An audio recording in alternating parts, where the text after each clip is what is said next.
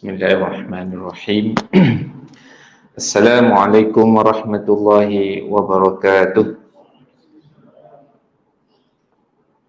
Innal hamdalillah nahmaduhu wa nasta'inuhu wa nastaghfiruh wa nastahdihi wa natubu ilaih wa na'udzu billahi min shururi anfusina wa min sayyiati a'malina man yahdihillahu fala mudilla lahu wa man yudlil fala hadiya lahu wa ashhadu an la ilaha illallah wahdahu la syarika lahu wa ashhadu anna sayyidana Muhammadan abduhu wa rasuluh sallallahu alaihi wa ala alihi wa sahbihi wa baraka wa sallam. Amma ba'd. Subhanaka la ilma lana illa ma 'allamtana innaka antal alimul hakim. Rabbi shrah li sadri wa yassir li amri wahlul 'uqdatam min lisani yafqahu qawli. Terima kasih kepada pengurusi majlis yang dihormati, lagi dikasihi Tuan Imam, pengurusi surau, kuasa surau, seterusnya hadirin hadirat yang dikasihi Allah sekalian. Alhamdulillah, pada malam ni kita berjumpa lagi dalam satu sesi bersama Rasulullah sallallahu alaihi wasallam, membaca hadis baginda, kalam baginda sallallahu alaihi wasallam, berselawat, meneruskan selawat, selawat apabila disebut nama baginda sallallahu alaihi wasallam. Semoga majlis kita ini mendapat rahmat Allah, dinaungi malaikat dan dicucuri rahmat daripada Allah Subhanahu wa taala pada setiap masa kita bersama dengan hadis Rasulullah sallallahu alaihi wasallam. Tidak ada majlis yang lebih hebat daripada hadis bersama dengan hadis Rasulullah sallallahu alaihi wasallam. Kalau kita dapat bayangkan Rasulullah sallallahu alaihi wasallam bersama dengan kita, apa yang kita nak katakan kepada baginda sallallahu alaihi wasallam. Kalaulah kita direzekikan bertemu Rasulullah sallallahu alaihi wasallam sama dalam mimpi ke dan sebagainya kan, apa agak-agak kita nak cakap pada Rasulullah sallallahu alaihi wasallam. Sekurangnya yang mampu kita cakap ialah kita mengamalkan hadis Rasulullah. Apa yang diperintahkan, apa yang disyaratkan, disuruh oleh Rasulullah SAW, kita buat. Yang kita nak kata macam tu lah, insyaAllah kan. Kita rasa tak tahu nak cakap lah. Kalaulah di akhirat nanti Rasulullah SAW menjadi jiran kita, apa perasaan kita? Bayangkan kalaulah Rasulullah SAW menziarahi kita nanti pada hari kiamat, pada hari dalam syurga, kalau direzekikan Allah, apa kita nak cakap? Apa yang kita nak sampaikan? Tidakkah itu paling hebat sekali yang kita ingin kita capai dalam kehidupan ini? Yang akhirat kita insya-Allah taala kita nak Rasulullah SAW mengaku kita umat dia, minum di telaga Rasulullah SAW. Justru kalau apa yang dibawa oleh Rasulullah SAW ini kita pegang, kita buat, kita amal, insya-Allah kita akan dapat pahala 2 kali atau 3 kali pahala mengamalkan yang diperintahkan oleh Rasulullah SAW dan mengasihi Rasulullah SAW. Dan kalaulah kita jumpa sesuatu hadis, sikap kita bagaimana? Mesti kita kena amal, sebab kita nak bersama dengan kekasih kita Rasulullah sallallahu alaihi wasallam. Sebab tu kalau mulut kita ni jangan lekang daripada berselawat, selawat. Kalau ada majlis zikir selawat, majlis duduk saja ni, duduk sama ni pun berselawat banyak, sallallahu alaihi wasallam. Allahumma salli ala sayyidina Muhammad. Macam-macam cara boleh selawat. Antara yang mudah sekali sallallahu alaihi wasallam, ataupun setengah orang mengajak Allahumma salli ala sayyidina Muhammad. Itu dah cukup. Tapi dah wa ala ali Muhammad, itu lagi banyaklah. Dan selawat yang paling baik sekali ialah selawat yang dinamakan sebagai selawat Ibrahimiyah, iaitu selawat kita masa tahiyat akhir itu, tasyahud akhir itu. Allahumma salli ala Muhammad, kan? Allahumma salli ala Muhammad wa ala ali Muhammad kama sallaita ala Ibrahim wa ala ali Ibrahim wa barik ala Muhammad wa ala ali Muhammad kama barakta ala Ibrahim wa ala ali Ibrahim fil alamin innaka Hamidum Majid. Ini doa zikir, salawat yang paling baik, salawat yang paling baik. Lazimilah selawat ini yang lebih baiklah. Tapi tak ada masalah kalau kita nak berselawat dengan selawat yang pendek. Tapi ini selawat yang dalam solat itu yang terbaiklah, yang paling baik. Sebab ini diajarkan oleh Rasulullah sallallahu alaihi wasallam. Jadi kita pegang pada tadi. Kalau Rasulullah ajar, kita buat. Kita buat dengan bersungguh-sungguh. Tentunya itu yang paling baik sekali.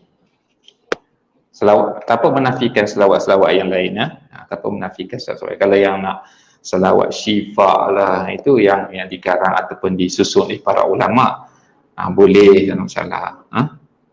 Tapi yang saya katakan tadi, selawat yang paling baik. Solat yang paling baik adalah selawat yang diajarkan oleh Rasulullah SAW. Cuma adalah macam orang bertanya lah kan, boleh tak Allahumma salli ala Sayyidina Muhammad? Ala macam-macam lah orang tanya soalan macam ni kan. Okey, pada pandangan saya lah, kalau lah dia tanya soalan begini, dalam solat kita pegang kepada yang diajar oleh Rasulullah, iaitu Allahumma salli ala Muhammad wa ala ali Muhammad. Ini pendapat saya lah, mungkin orang berbeza pendapat. Tapi kalau di luar solat kita boleh Allahumma salli ala Sayyidina Muhammad wa ala ali Sayyidina Muhammad kama sallaita ala Sayyidina Ibrahim, kita tak ada masalah. Tapi dalam solat ikut yang dirajak oleh Rasulullah SAW.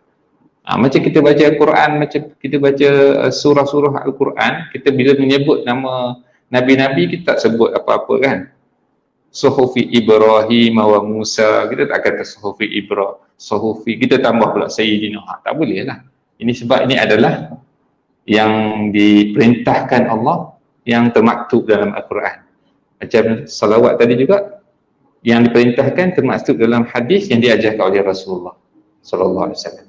Tapi di luar solat kita boleh berzikir, boleh Sayyidina Muhammad, ada Sayyidina Muhammad, tidak ada masalah. Ini pendapat saya lah. Dan ini insya-Allah lah yang dipegang oleh ramai ulama lah. Namun kalau nak baca juga dalam solat, kalau boleh tak payahlah. Kalau nak baca juga kita tak kata solat dia batal untuk bab selawat tadi. Wallahu a'lam. Okey, sikit bab selawat lah. Okey. InsyaAllah pada malam ini kita teruskan hadis yang keempat. Hadis yang disusun oleh Imam Nawawi rahimahullahu ta'ala dalam kitabnya, hadis 40 ini, iaitu hadis yang berkaitan dengan kejadian manusia dan amalan terakhir manusia. Apakah amalan yang terakhir itulah amalan yang membawa dia sama ada ke syurga ataupun ke neraka. Hadis ini agak, kita kata, ialah menginsafkan. Okey, saya baca matan dulu. Qala al-Imam Nawawi rahimahullahu ta'ala bi isnadihi al-muttasil ila Abi Abdurrahman Abdullah bin Mas'ud radhiyallahu anhu. Qala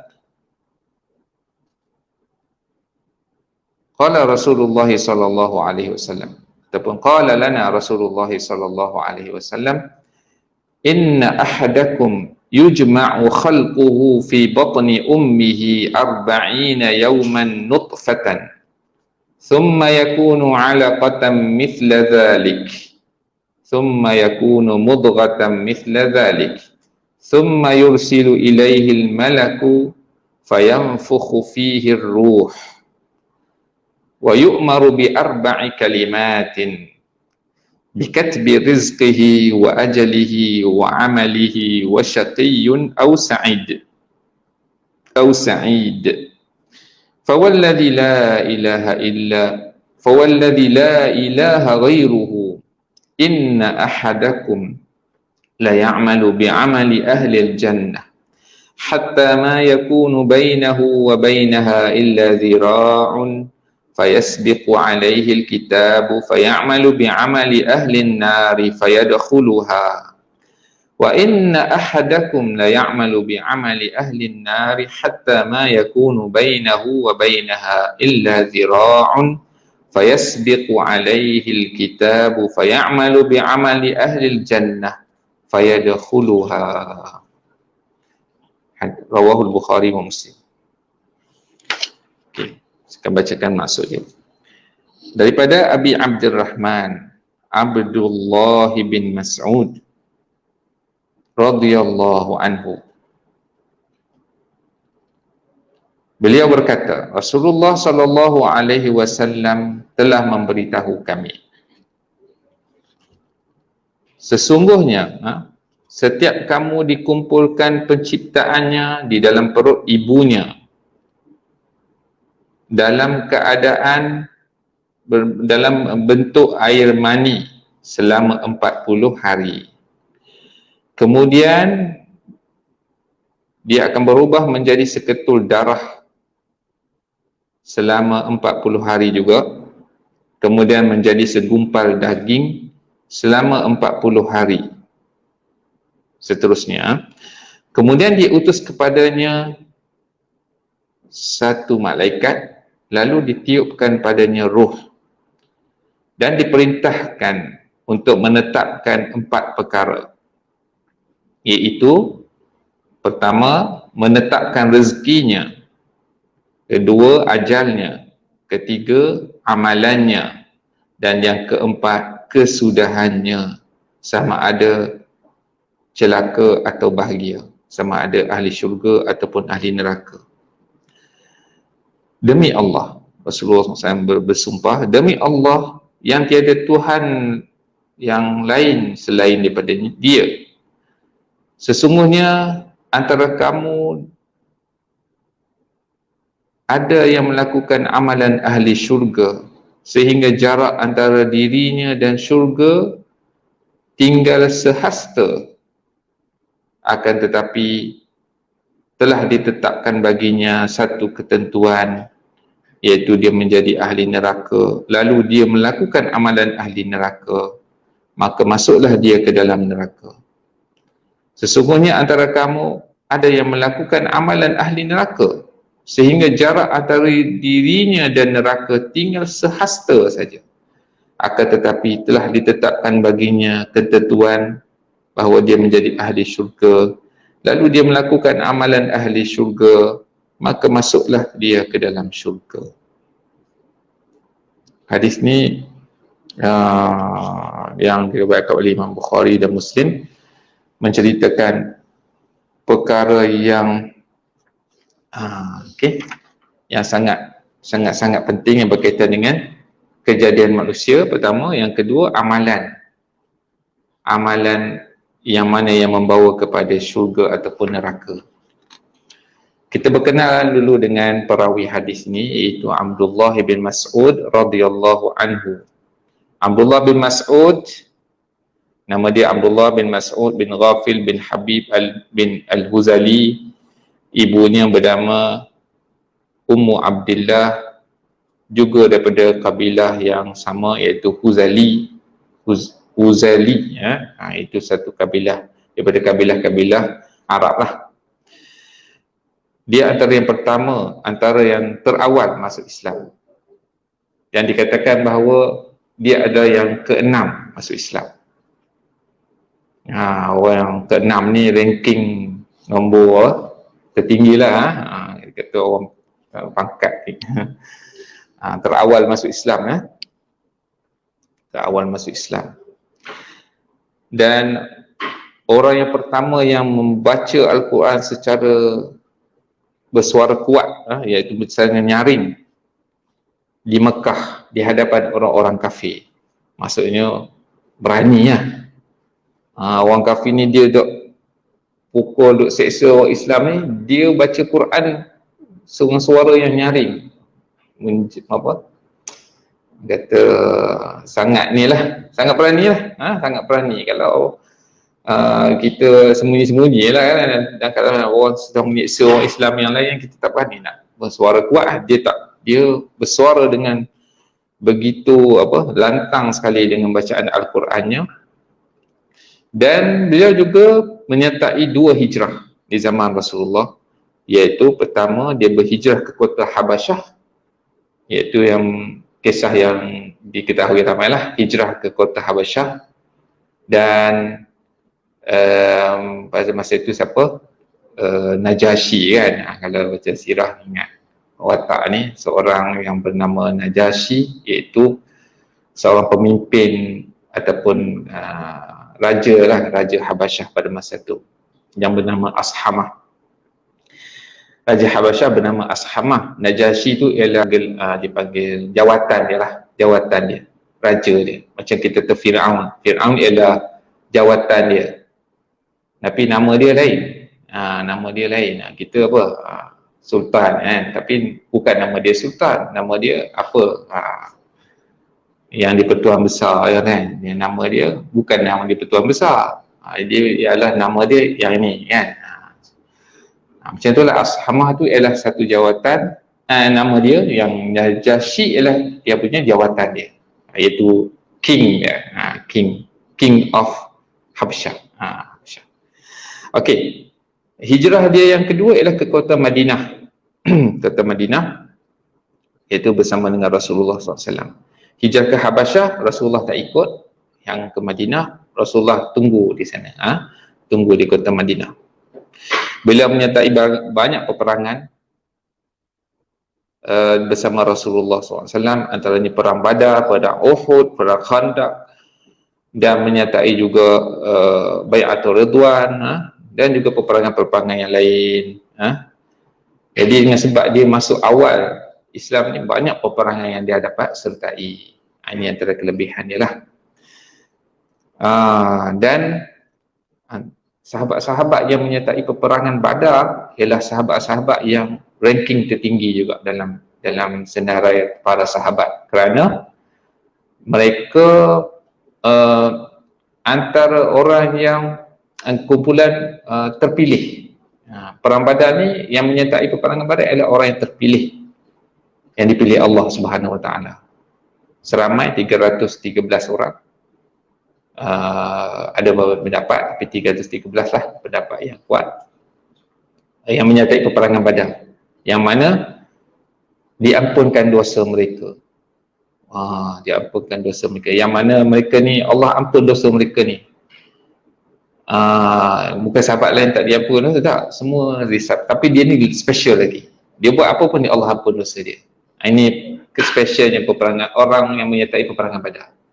Malah satu hari malaikat Jibril bertanya pada Rasulullah SAW, bagaimanakah orang yang menyertai peperangan Badar di kalangan para sahabat? Nabi kata yang terbaik.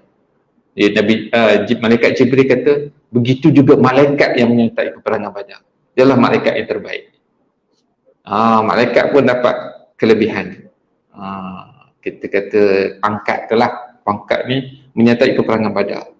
Justru kalau kita jumpa sahabat yang menyertai peperangan Badar, dia adalah ranking yang sahabat yang terbaik lah. Antaranya ialah Abdullah bin Mas'ud radhiyallahu anhu. Okey. Nak cerita peperangan Badar tu kita cerita dalam sirah. Ini kita cerita sedikit saja. Dan dia juga adalah antara 10 sahabat yang dijanjikan syurga. Allahu Akbar. Tak adalah benda lain yang hebat daripada tu. Janji syurga. Kalau kita dijanjikan syurga, Allah, masuk syurga, confirm masuk syurga. Asalnya entah-entah tak semayang dah lepas tu kan. Tapi tak, sahabat ni walaupun dijanji syurga, mereka yang paling banyak solat, paling banyak puasa, paling hebat sekali dalam beribadat, walaupun mereka tak dijanjikan syurga. Dialah kehebatan sahabat yang bernama Abdullah bin Mas'ud ni. Bila juga seorang yang memegang selipar Rasulullah, sarung selipar kat Rasulullah SAW. Bangun Apabila Rasulullah duduk, bangun saja di tempat duduk, dia tolong. Bila Rasulullah duduk je, dia orang kata pegang kat tepi. Ini dia. Ini kata berkhidmat pada Rasulullah SAW. Memegang banyak rahsia Rasulullah. Rasulullah ada benda-benda rahsia yang dia cerita. Tapi bukanlah amalan. Dia ada benda yang Rasulullah sampaikan pada dia. Okey. Dan menjadi teman Rasulullah ketika bermusafir. Bawa siwak, bawa air untuk Rasulullah berwudu. Tak adalah yang lebih hebat daripada itu. Sangat hebat sahabat kita ni, sahabat Nabi ni, iaitu Abdullah bin Mas'ud radhiyallahu anhu. Okey, apa hukum kita kata radhiyallahu anhu kepada para sahabat? Hukum dia ialah dia adalah perintah Allah Subhanahu Wa Taala, dan Allah Subhanahu Wa Taala yang meredai para sahabat. Radhiyallahu anhu ialah kita kata doa yang hakikat pada sahabat, doa yang pasti. Sebab tu kalau sahabat kita kata radhiyallahu anhu sebagai satu doa yang pasti. Tapi pada orang lain boleh tak kita kata Imam Syafi'i radhiyallahu anhu? Boleh dalam masalah itu sebagai doa. Kita kata imam kita radhiyallahu anhu, kita doakan dia semoga Allah meredai. Tapi pada sahabat, doa yang hakiki, yang pasti, yang diterima, yang memang confirm dapat. Sebab sahabat mendapat yang disebut dalam Al-Quran, radhiyallahu anhum wa radu'an. Allah telah meredai mereka dan mereka juga telah redha pada Allah. Ini redha yang subhanallah, pastilah. Kalau kita baca ayat Al-Quran yang berkaitan dengan sahabat, Allah subhanahu redha pada sahabat. Kenapa saya nak sentuh sini? Sebab ada orang yang mempertikaikan sahabat, iaitu kalangan orang lain lah, orang bukan ahli sunnah, iaitu golongan Syiah yang mempertikaikan sahabat. Dia kata ke Abu Bakar, dia kata ke Umar, dia kata ke Aisyah. Kalau kita jumpa orang yang macam tu, kita kata mereka bukan ahli sunnah. Senang cerita. Sebab ahli sunnah ialah orang yang mendoakan ataupun orang kata taraddi, mendoakan supaya Allah meredai para sahabat. Tak ada excuse. Kita jumpa nama sahabat, sebut radhiyallahu anhu. Siapa-siapa saja. Kalau kita tahu dia sahabat, kita mesti doakan radhiyallahu anhu tu kepada beliau. Ini membezakan kita, akidah kita dengan akidah yang oleh Syiah lah. Syiah ni dia kata sahabat semua dah kafir kecuali beberapa orang saja. Yang disebut orang ni 7 orang je. Yang lain tu tak boleh dah doa, tak boleh. Itu adalah akidah yang salah. Salah. Sebab kita ahli sunnah mesti meredai para sahabat, mendoakan para sahabat dengan lafaz radhiyallahu anhu. Okey, Ibnu Mas'ud juga ialah pakar Al-Quran. Rasulullah SAW pernah meminta pada Abdullah bin Mas'ud ni supaya bacakan Quran pada Rasulullah. Rasulullah suka dengar Abdullah bin Mas'ud baca Quran. Satu hari Rasulullah SAW minta Abdullah bin Mas'ud, kata bacalah pada tuan Quran. Abdullah bin Mas'ud dia kata, radhiyallahu anhu, dia kata, wahai Rasulullah, aku nak baca sedang Quran turun atas engkau. Kau yang Allah turunkan Quran, aku pula baca. Aku nak dengar kamu baca. Allahu Akbar. Lalu dia baca surah An-Nisa dan Rasulullah SAW mendengar bacaannya sehinggalah sampai satu ayat Rasulullah menangis. Dia menangis. Okey. Allahu Akbar. Radhiyallahu anhu. Kalau kita kenal sahabat ni, kita rasa lagi dekat. Kalau kenal seseorang, kita akan lagi dekat lagi. Sebab itulah setiap kali baca hadis, kita kena sebut sahabat yang meriwayatkan hadis ni supaya kita lebih dekat dengan beliau. Okey, beliau meninggal dunia pada zaman pemerintahan Osman bin Affan radhiyallahu anhu, dan lebih kurang pada tahun 32 atau 33 Hijrah pada usia 60 tahun, dan dimakamkan di kuburan Al-Baqi' di Madinah. Siapa pernah pergi Madinah, pergilah ziarah kuburan Baqi' ni, sebelah yang Masjid Nabawi. Okey, kita terus pada hadis ni. Okey, pertama, dalam hadis ni ada perbincangan tentang sifat kejadian manusia. Hadis ini ialah hadis yang sebut fakta sains. Orang sains duk kaji, memang ada kebenaran dia, iaitu dalam hadis ini disebut sesungguhnya Allah menciptakan manusia itu dalam rahim mak dia selama 40 hari yang pertama dalam keadaan air mani. Air mani yang bercampur. Air mani lelaki dan air mani perempuan. Maaf dah sebut kataan ni tapi kalau tak sebut nak sebut apa lagi? Ni fakta lah ni. Islam tak ada masalah sebut benda ni. Masalahnya sebut benda lain tu. Sebut air mani tak ada masalah. Itu adalah penciptaan manusia. Air mani ni apa? Air mani ni ialah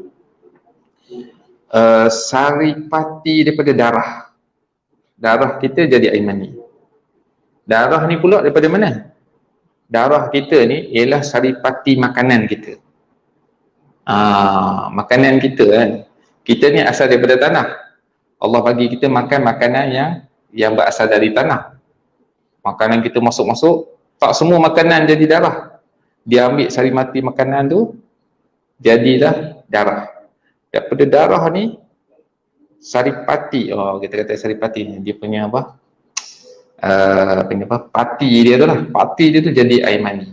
Air mani ni adalah yang terpilih je, bukan semua jadi begitu juga susu. Susu juga adalah yang dia ambil yang terbaik daripada darah.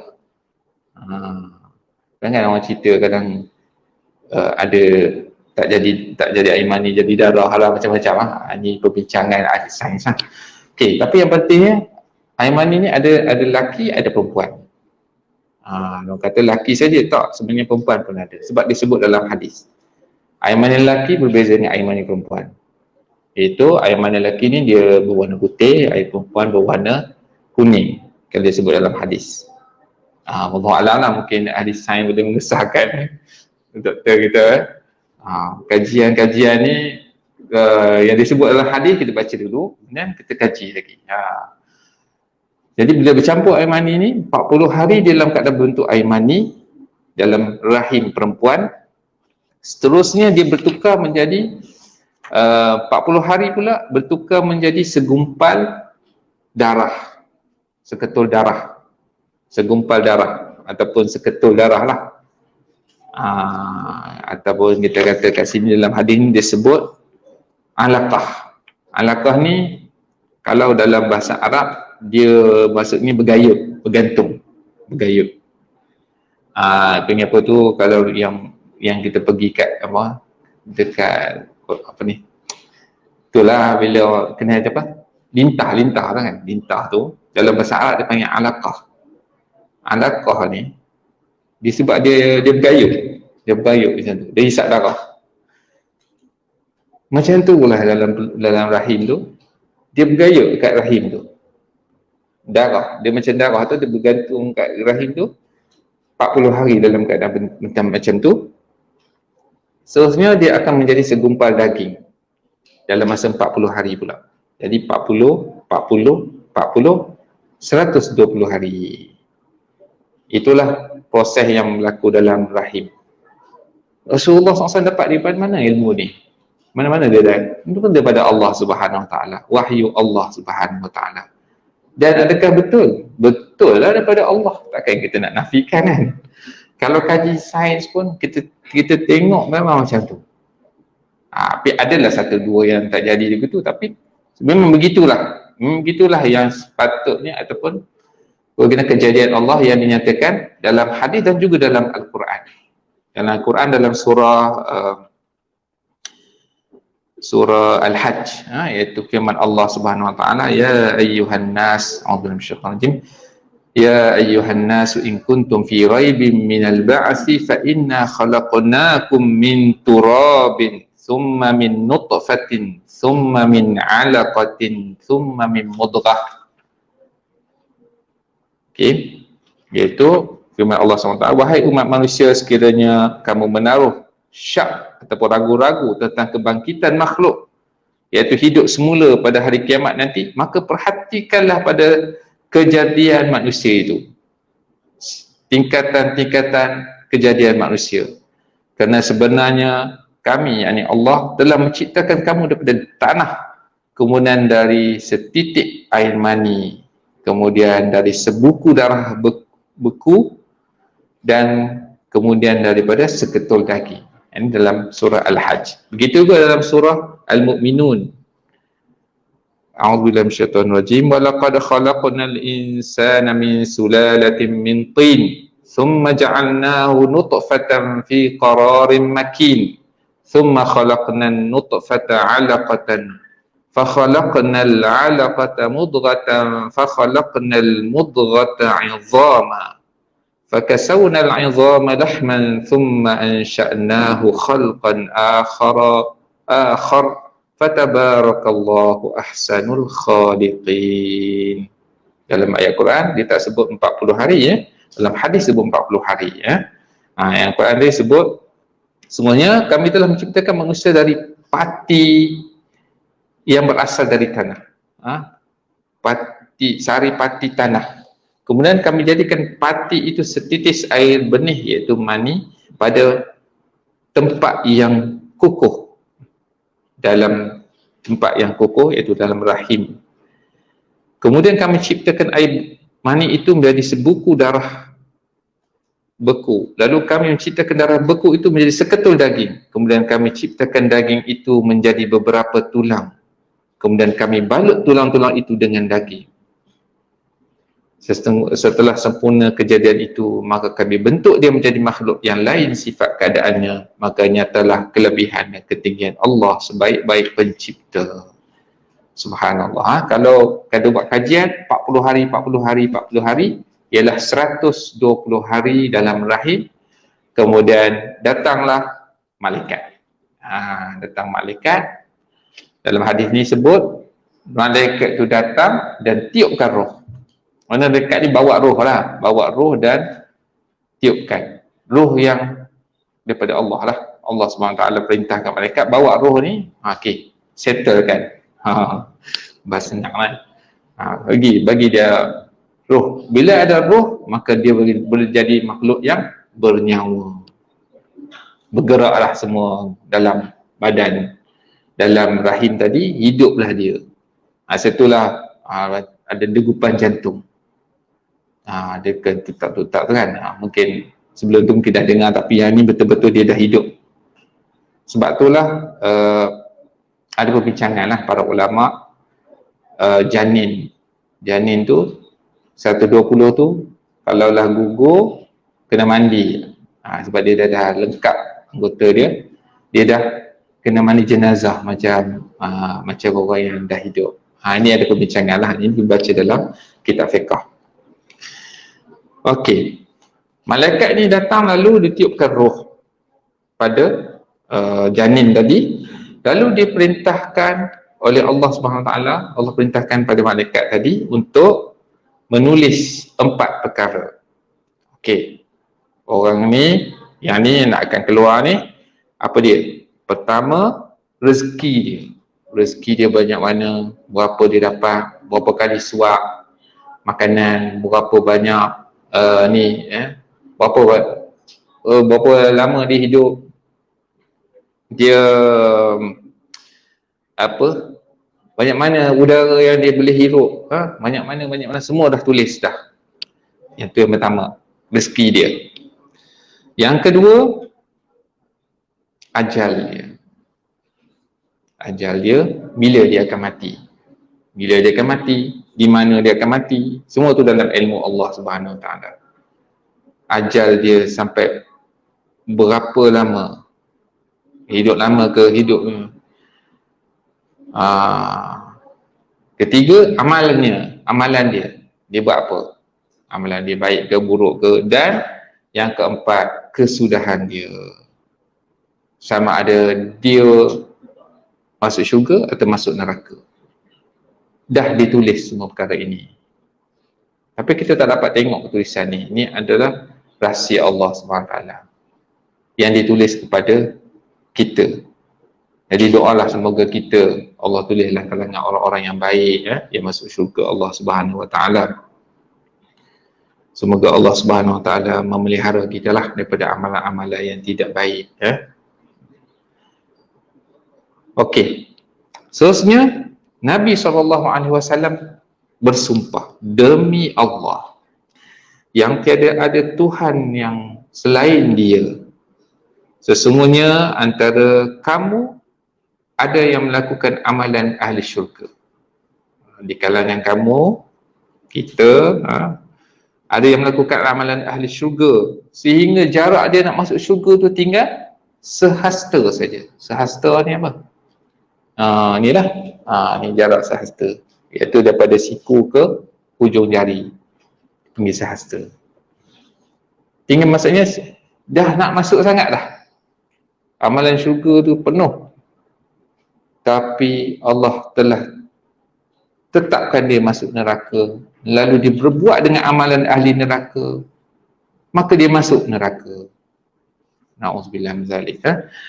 Dan sesungguhnya Nabi SAW bersumpah juga, sesungguhnya antara kamu juga ada yang melakukan amalan ahli neraka, sehinggalah jarak dia nak masuk neraka tu tinggal satu hasta lagi, jarak sikit lagi, lalu Allah Subhanahu Wa Taala tetapkan dah dia dah masuk syurga, lalu dia berbuat dengan amalan ahli syurga, maka dia masuk syurga.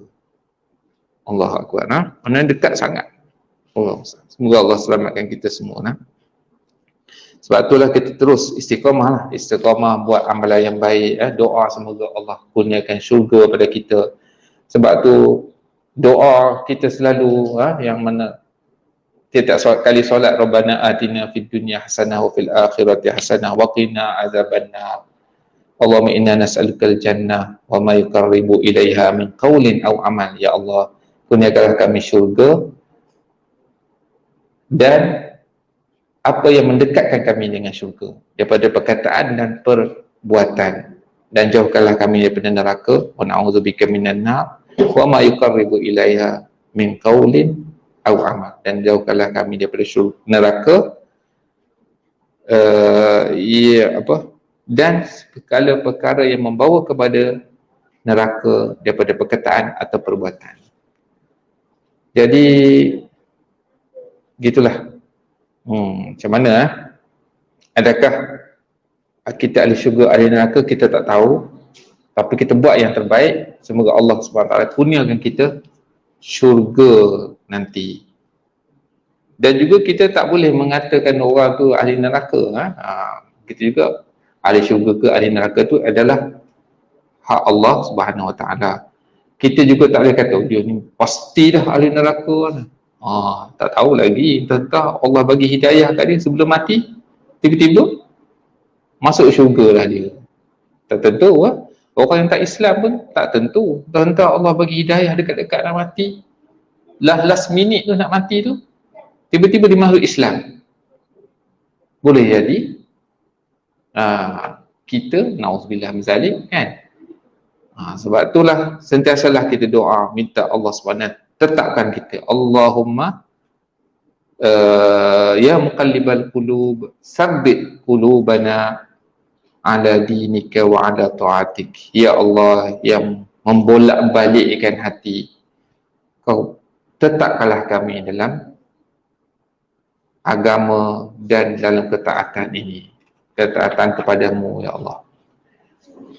Allahu Akbar. Baca hari ni kita rasa orang kata seriau lah, seriau lah. Kita tak tahu lah seriau ni ialah bahasa utara lah kot, bahasa sini kita tahu lah. Risau kita rasa risau. Belum tentu kita ni masuk syurga kan.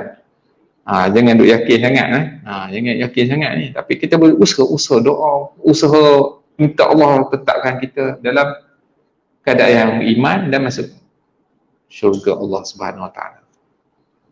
Azan ke? Lagi? Okey, kita bagi ruang untuk azan sekejap. Biasa ada bunyi. Tutup lah.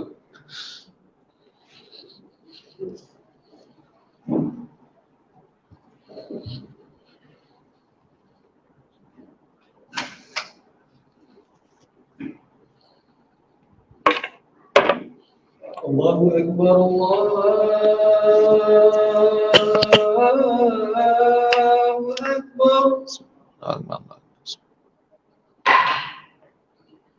Allahu Akbar, Allahu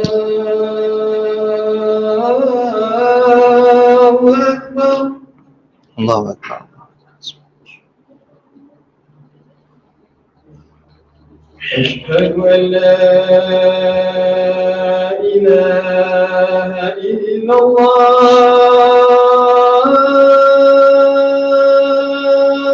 أشهد أن لا إله إلا الله.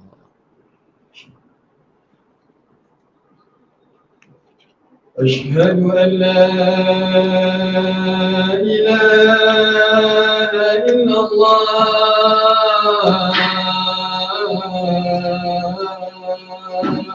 أشهد أن لا إله إلا الله. أشهد أن محمدا رسول الله.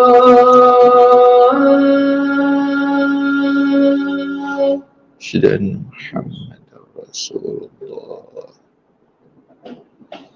أشهد أن محمدا رسول الله.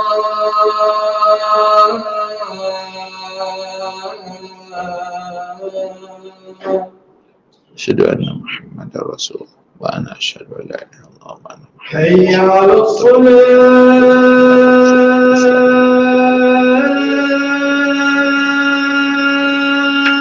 لا حول ولا قوة إلا بالله. حي على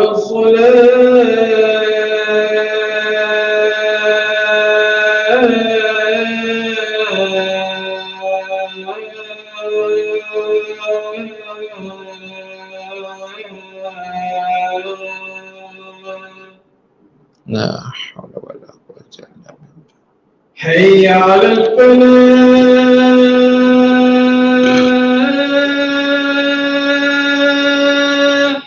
لا حول ولا قوة إلا بالله. حي على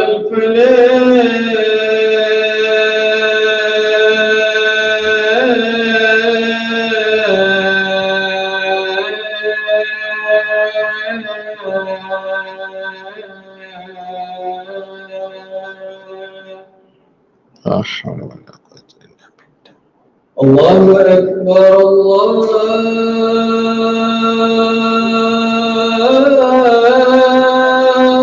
أكبر. الله أكبر، الله أكبر.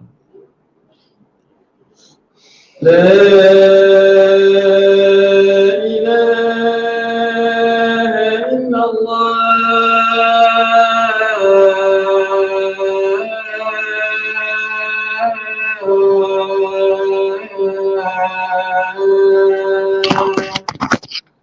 لا إله إلا الله. اللهم صل على محمد وعلى آله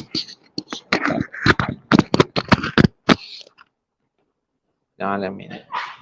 اللهم رب هذه الدعوة التامة والصلاة القائمة آت سيدنا محمدا الوسيلة والفضيلة وابعث مقاما محمودا الذي وعدته.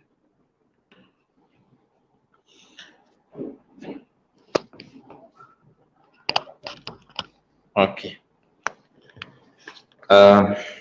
Kita sama sikit lagi lah. Bila ini perbincangan yang dalam hadis ini berkaitan dengan tadi yang saya sebut tadi,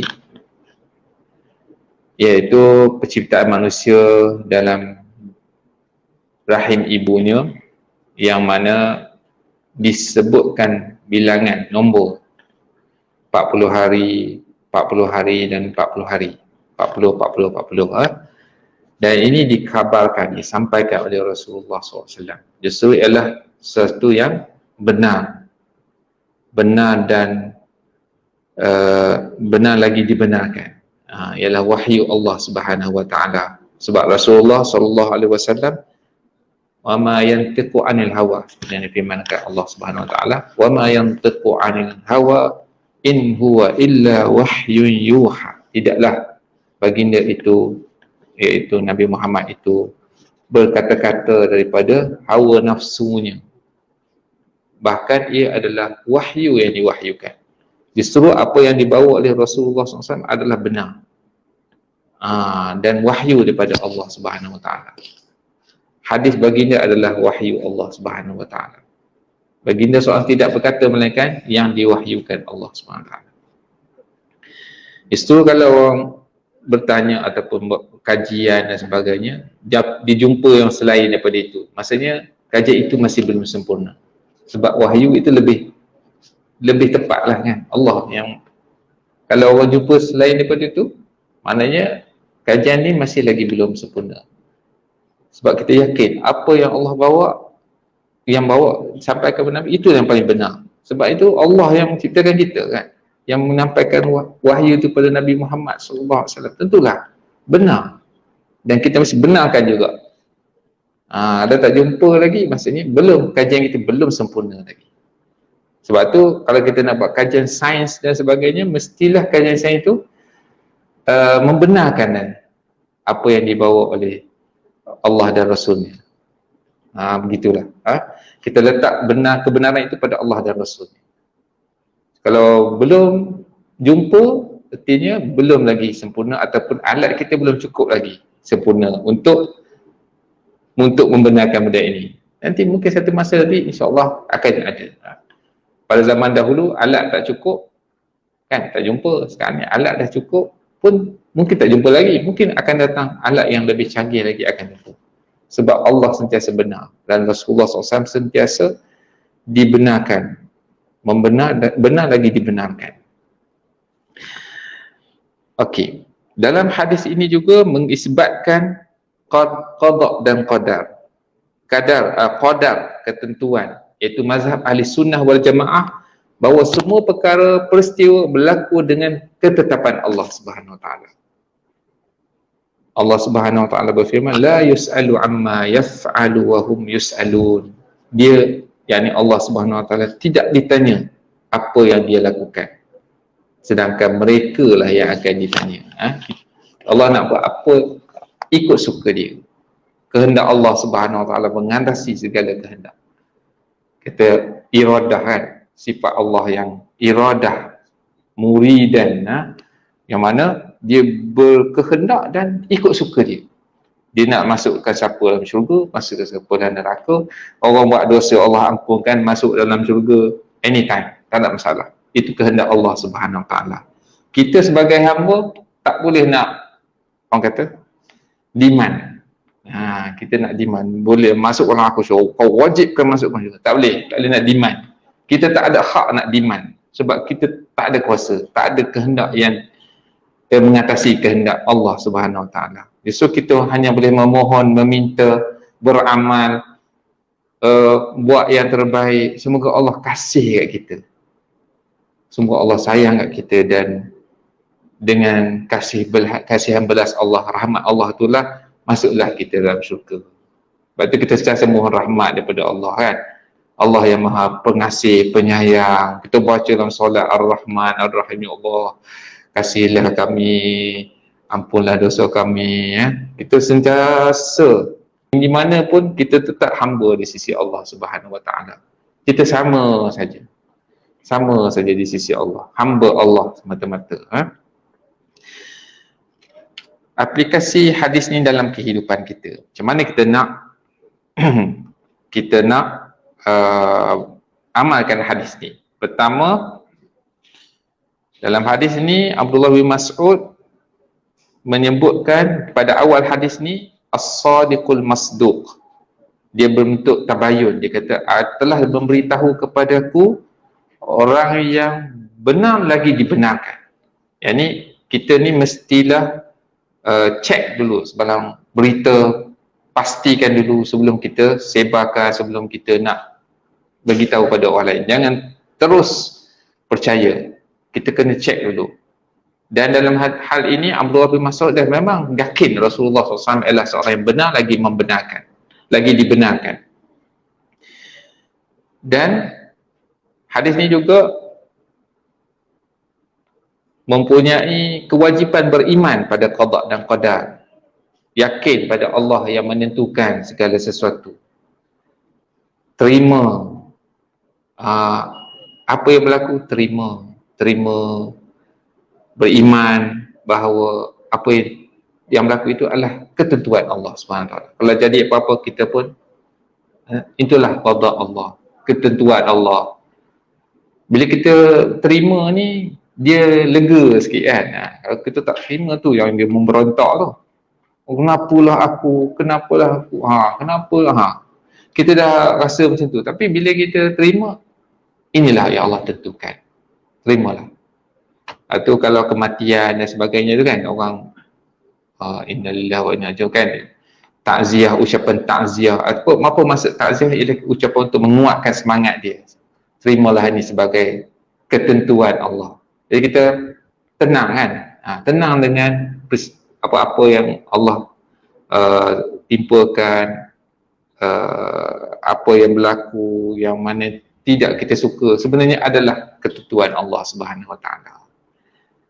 Itulah yang kedua. Yang ketiga, kita kaji ilmu, mengaji, belajar, buat kajian.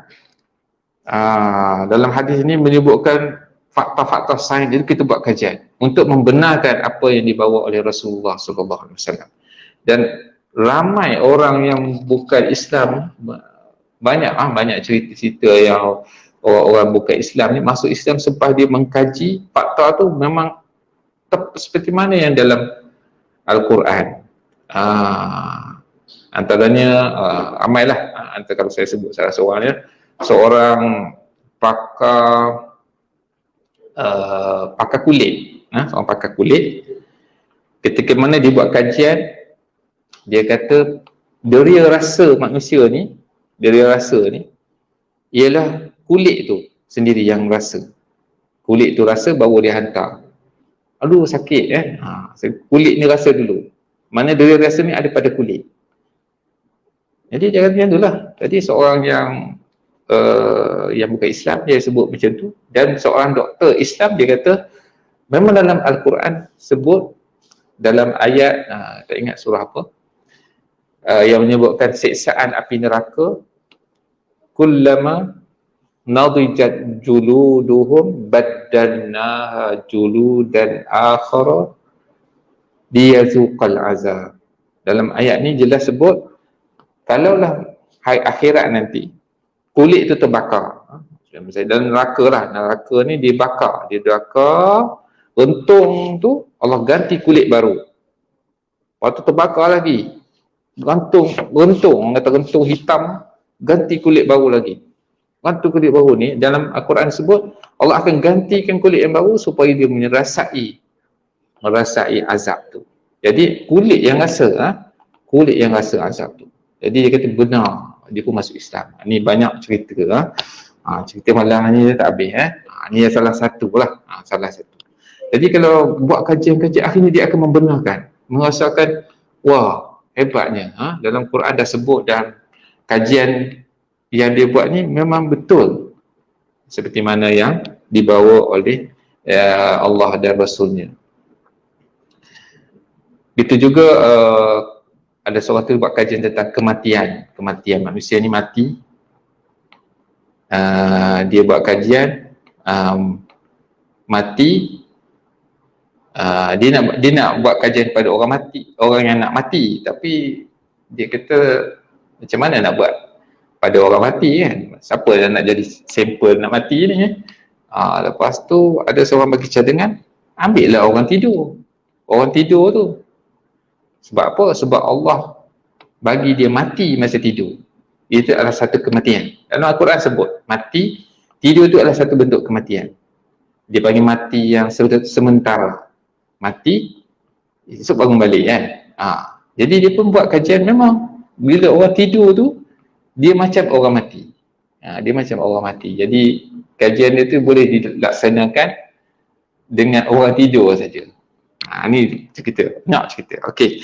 Seterusnya dalam hadis ini juga kita memohon pada Allah supaya dikurniakan keteguhan iman, dan semoga kita tak diselewengkan daripada jalan hidayah. Untuk itu kita selalulah baca doa untuk memohon Allah menetapkan hati kita. Antara doa-doa yang kita amalkan selalu dan teruskan amal, iaitu Rabbana la tuzigh qulubana ba'da idh hadaitana wa hab lana min ladunka rahmatan innaka antal wahhab. Jangan tinggal doa ni. Ya Allah, janganlah Engkau memesongkan hati kami setelah Engkau memberi petunjuk pada kami, dan kurniakanlah kepada kami limpah rahmat dari sisimu. Sesungguhnya Engkau jualah Tuhan yang maha melimpah rahmatnya, pemberiannya. Itu juga doa dalam hadis, Allahumma musarrifal qulub sarrif qulubana ala ta'atik. Ya Allah yang membolak-balikkan hati, bolak-balikkanlah hati kami kepada ketaatanmu. Hadis yang diriwayatkan oleh Imam Muslim. Banyak doa. Orang muqallibal qulub sabbit qalbi ala dinik. Yang ni selalu imam kita baca kan. Baca selalu doa ni. Nak tidur baca, bangun tidur baca. Terkejut dengan Allah. Sabbit qalbi ala dinika wa ala ta'atik. Rasa macam okay? Ya Allah, tetapkanlah hati ni kan, ke agamamu dan husna ibadatik, dan menjadi seorang hamba yang baik yang beribadah kepadamu. Okay, sekian dulu untuk malam ni. InsyaAllah kita baca doa sama-sama. Minasyaitanirrajim. Bismillahirrahmanirrahim. Alhamdulillahirrabbilalamin. Wassalatu wassalamu ala ashrafil anbiya'i wal mursalin wa ala alihi wa sahbihi ajma'in. Allahumma rabbana la tuzigh qulubana ba'da idh hadaitana wa hab lana min ladunka rahmatan innaka antal wahhab. Rabbana zalamna anfusana wa illam taghfir lana wa tarhamna lanakunanna minal khasirin. Rabbana ya muqallibal qulub tsabbit qulubana ala dinika wa ala ta'atik. Ya muqallibal qulub tsabbit qulubana ala dinika wa ala ta'atik. Ya muqallibal qulub tsabbit qulubana ala dinika wa ala ta'atik.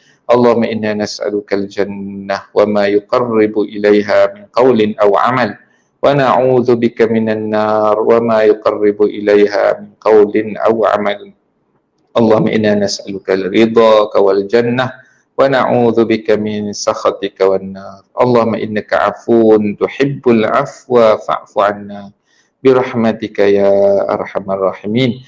Allahumma ighfir lana dhunubana wa liwalidina warhamhum kama rabbawna shighara. Rabbana atina fid dunya hasanah wa fil akhirati hasanatan wa qina adzaban nar. Wa sallallahu ala nabiyyina Muhammad wa ala alihi wa sahbihi ajma'in. Walhamdulillahi rabbil alamin. Sekian dulu untuk malam ini. Semoga kita mendapat manfaat dan petunjuk Allah Subhanahu wa taala dan dapat mengamalkan apa yang kita dapat belajar pada malam ini. Saya sudahi dengan lafaz mulia tasbih kafarah dan suratul As. Subhanakallahumma wa bihamdik nashhadu an la ilaha illa anta nastaghfiruka wa natubu ilaik. Bismillahirrahmanirrahim. Wal 'asri innal insana lafi khusr illa alladhina amanu wa 'amilus salihati wa tawassaw bil haqq wa tawassaw bis sabr. Nastaudi'ukumullah. Wabillahi taufiq wal hidayah. Wassalamu alaikum warahmatullahi wabarakatuh.